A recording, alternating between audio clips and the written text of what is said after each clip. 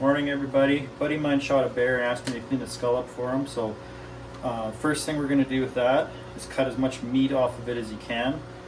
The less meat that's on there, the faster the beetles will eat it. Then we're going to stick this guy in the beetle tank, and then when the beetles are done with it, we'll go on to the next step. Here's the beetle tank.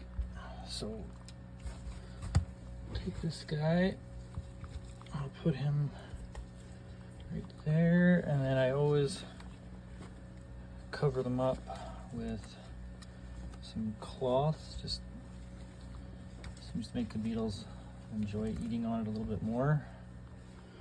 You can see there's a coyote skull there. It's a little smashed, but they're almost done that guy. I think I got another one right here that's almost done too. Yeah, just getting pretty close to finishing that one too. Yeah, so we'll leave that, and then a couple of days we'll come check on it and see how it's looking.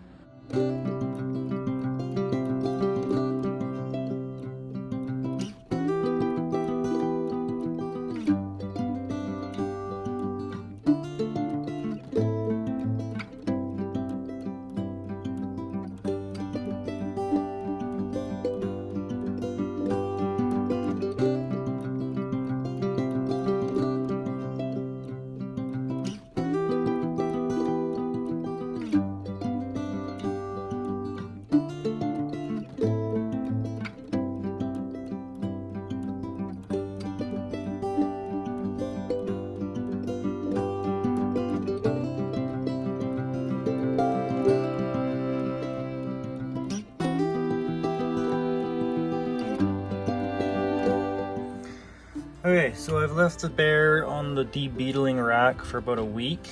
So all this is just a little steel rack there that I put my skulls on, and then all the beetles and everything will come off of that and go on to the new stuff. Like there, I got a couple Wolverine skulls under there right now that are just about done. If you don't do that, you're going to lose a lot of beetles every time you take a skull out, so I like to leave them out there for about a week. It gives them lots of time to come off of that skull, so you don't end up losing a pile of beetles every single time you take a skull out of the tank. So next step we're going to do is we're going to put it into degreasing tank, which is just a pot with a bunch of boiled water in it with Dawn dish soap and some peroxide in it, and this is going to take quite a while before this is done.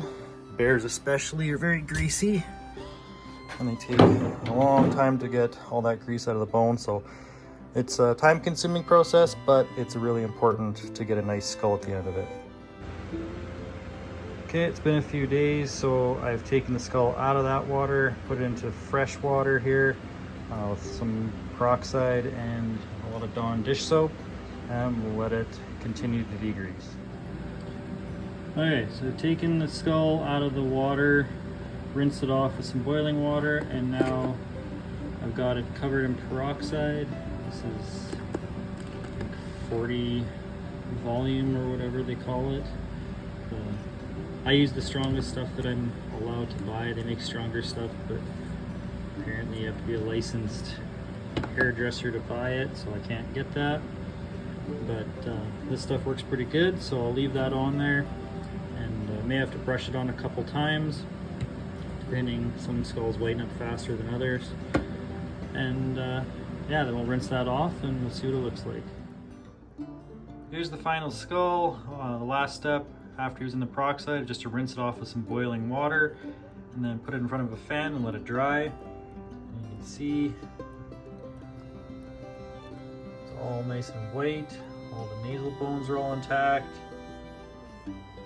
Looks pretty good to me.